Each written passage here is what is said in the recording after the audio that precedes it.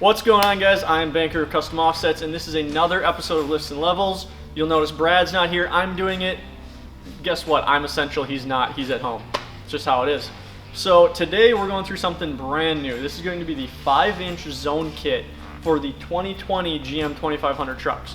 Now these trucks are really similar to the 11 to 19 trucks, but just different enough that there's a whole lot of different components and the kits don't cross over. So this is going to be one of the very few that is out there on the market right now from Zone, and we'll just go through the parts real quick and show you what we got going on. So from down here, we've got their, obviously, the Zone skid plate with their new logo in it, which is just the big Z cutout.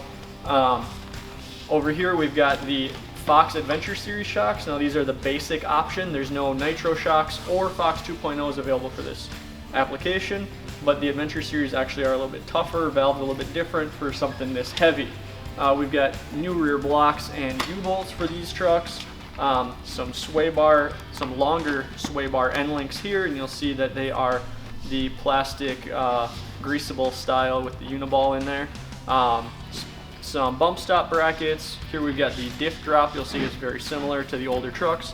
Same with the cross members. This is all pretty much par for the course with these kits. Now this is something we haven't seen a whole lot of. It's more common on the older trucks, but this is going to be a torsion bar drop. So there's no brackets like you would normally see on the newer trucks that keep the torsion bars up out of the way. This does drop the torsion bars.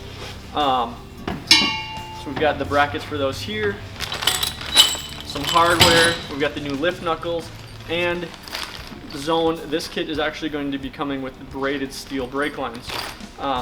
So a lot of components in here, but you'll see BDS doesn't actually have a kit out yet. Zone one they launched first, but with brake lines and Fox shocks, you kind of see a little mixture of BDS stuff trickling down into the Zone market. So I'm gonna get this thing put on and we'll show you what it looks like when it's all done. All right guys, so we got the 5-inch Zone installed in this 2020 Duramax. Let's go through everything, just kind of show you what it looks like. So we'll start out here at the obvious. We've got the lift knuckle right here.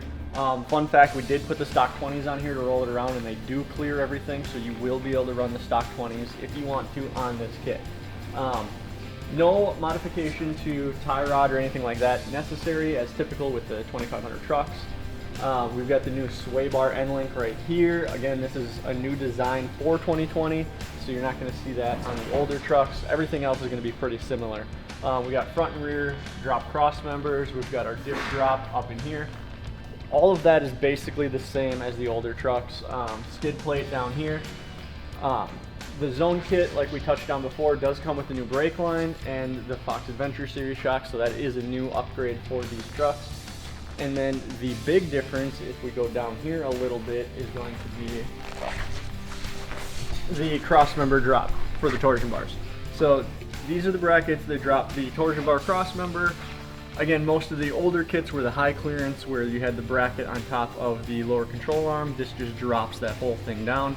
It's a little bit simpler way to do it, not a whole lot of engineering. You'll see in the front, it's hard to engineer the no torsion bar drop. So they went this route with this kit. Again, very simple because it is a leaf sprung truck, so we've got blocks in the rear, new U-bolts, the Fox Adventure Series shocks back here, and then a few brackets on the differential to raise the brake lines, things like that. One thing you'll notice with the rear blocks is they're a little bit different design than you typically see. There's going to be 2 holes in the top, one to keep it centered, one to push the axle forward. Obviously at this height, you want to push the axle forward, and they are labeled for your convenience, driver and passenger. So that's kind of nice. You don't put these in backwards. So that just about wraps it up. I'm going to throw the wheels on and we'll get some shots of it on the ground so you can see how good the CV angles are up front. But other than that, that wraps it up.